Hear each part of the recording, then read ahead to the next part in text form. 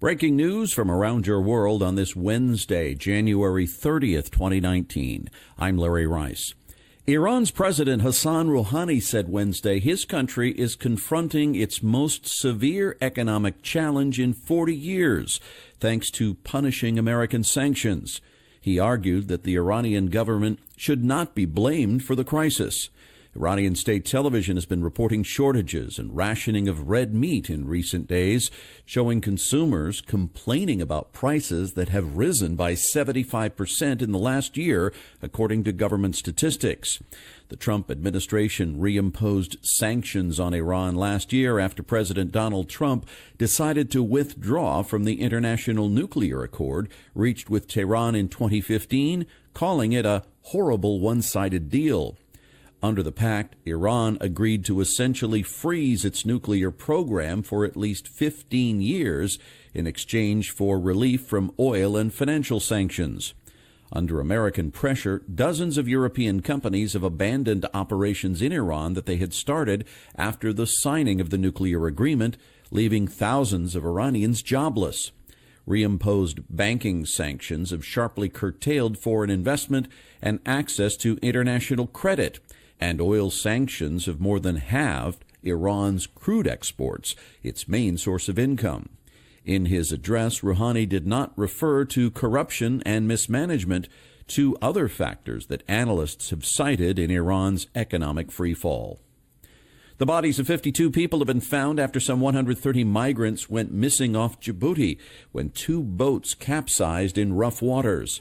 The United Nations Migration Agency said Wednesday 16 survivors were recovered, and the tiny East African nation's Coast Guard continued a search and rescue operation after Tuesday's accident. According to a UN statement, witnesses said large waves caused the overloaded boats to tip over about a half hour after departing. An 18-year-old survivor told the UN Migration Agency that he had boarded one of the boats with another 130 people, including 16 women. There were no immediate details on the second boat.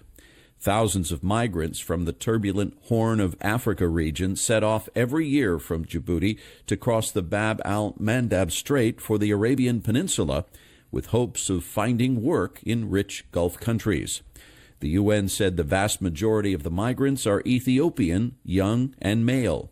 The agency's Missing Migrants Project says at least 199 people have now drowned off the Djibouti coast near Obak, where the latest capsizing occurred since 2014.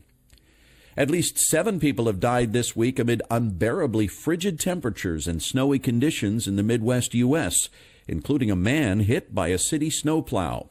The bitter Arctic air mass has caused the mercury to plunge more than 40 degrees below zero in some states, making it extremely dangerous to drive or even go outside. 4 people died in vehicle crashes related to icy roads, and 2 men were found frozen to death.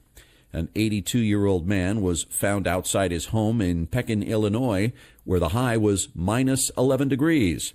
And a 55-year-old man who had been shoveling snow was also found dead in a detached garage near his home in Milwaukee County, Wisconsin. The cold even led the U.S. Postal Service to suspend mail deliveries in Minnesota, western Wisconsin, Iowa, and western Illinois.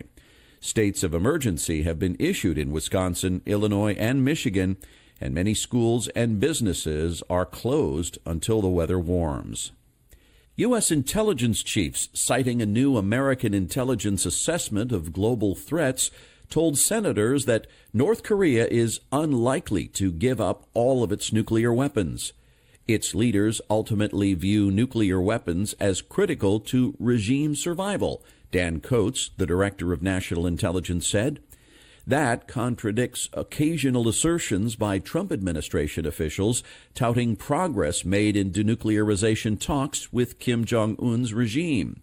The Worldwide Threat Assessment Report challenged other key tenets in President Trump's foreign policy and said nothing about the Mexican border, a Trump focus.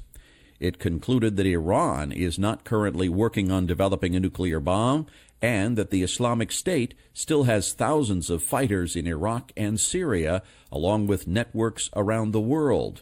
President Trump last month said, "We have won against ISIS."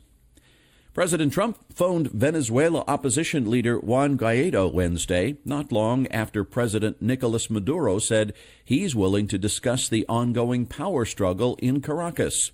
Venezuela's National Assembly this month declared the presidency void on grounds that Maduro's 2018 re-election was not legal. Guaido, the Assembly's president and opposition leader, declared himself president, and countries around the world started to pick sides. Amid the controversy, Venezuela has spiraled into violent protests, political marches, and unrest. Maduro said Wednesday, "I am ready to sit down at the negotiating table with the opposition so that we could talk about what benefits Venezuela."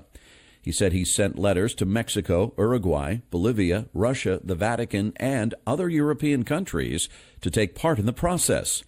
Despite Maduro's openness to talk, the Venezuelan Supreme Court has approved freezing Guaido's assets and barred him from leaving the country. Trump called Guaido and pledged U.S. support for his leadership.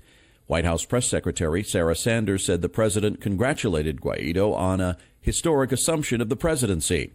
Trump also urged Americans to avoid traveling to that South American nation.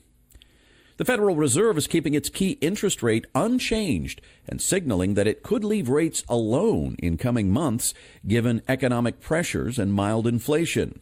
Its benchmark short-term rate will remain in a range of 2.25% to 2.5% after having been raised 4 times last year. The Fed's key rate influences most loan rates for businesses and consumers. Investors cheered the Fed's message after its latest meeting that it foresees no need to raise borrowing rates anytime soon, even while the economy remains on firm footing. With pressures on the U.S. economy rising, a global slowdown, a trade war with China, a nervous stock market, the Jerome Powell Fed is now signaling that it is in no hurry to resume raising rates. And with inflation remaining tame, the rationale to tighten credit has become less compelling. The Fed also says it is prepared to slow the reduction of its bond holdings if needed to help the economy. The central bank said Wednesday that it plans to be patient about future rate hikes. The House Energy and Commerce Committee on Wednesday asked 3 major insulin manufacturers to explain to lawmakers why the cost of the diabetes drug is on the rise. The panel requested information from Eli Lilly, Novo Nordisk, and Sanofi to detail obstacles preventing the companies from making the drug more affordable for patients.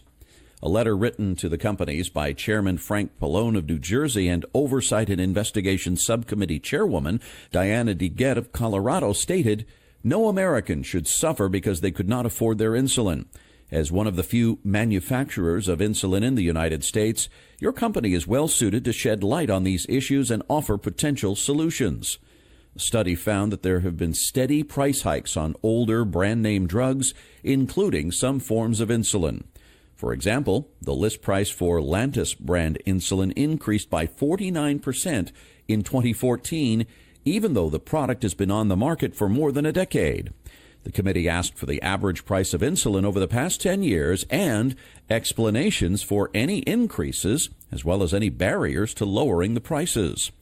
Lawmakers also sought information on any agreements the company entered into in the past 10 years that delayed or limited the availability of generic insulin. Aerospace giant Boeing on Wednesday announced its largest annual revenue in its history, more than $100 billion, a figure that sent the U.S. stock market soaring. Boeing reported its full yearly revenue for 2018 was $101.1 billion, a total surpassing every other year since the company was founded in 1916. The aircraft aerospace company's fourth quarter estimates beat most predicted estimates, causing its share price to increase to nearly $390 after Wednesday's opening bell. Boeing noted an expected rise in sales, earnings, and cash in 2019, stimulated by low interest rates and fleet sales, notably its Workhorse 737 model to Asian airlines. The report mentioned record operating profit of $4.2 billion, driven by higher volume in 2018. Each of Boeing's main businesses posted double-digit sales increases, And although its stock price has wavered in response to trade tensions between the U.S. and China, it retains a $490 million backlog of unfilled orders for commercial planes. Boeing delivered 806 aircraft in 2018 as it dealt with parts shortages and out-of-sequence work on its factory floors. It suggests room for improvement in its manufacturing processes, as well as challenges for its suppliers. The company says it intends to increase output of its 737 model by 10% in 2019 and a production increase in its 787 Dreamliner model. Experts said the population of monarch butterflies wintering in central Mexico is up 144% over last year. This winter, researchers found the butterflies occupying nearly 15 acres of pine and fir forests in the mountains of Michoacan and Mexico states. That's an increase from 6.12 acres a year ago. They arrived in such numbers that their population is measured by how much surface area they cover.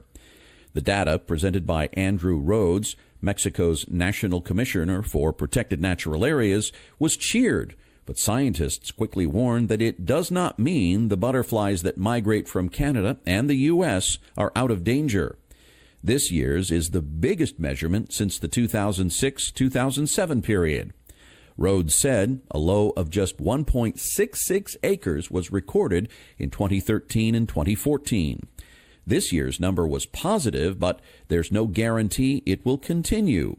Rhodes said the first monarchs crossed into Mexico more than a week later than usual on October 20th, owing to rain and cold along the Texas-Mexico border. Scientists said the approximately 15 acres in coverage should be seen as a minimum for the viability of the migrating monarchs in the future. And that's your update for this Wednesday, January 30th, 2019. I'm Larry Rice. Thanks so much for listening, and I hope you have a wonderful day.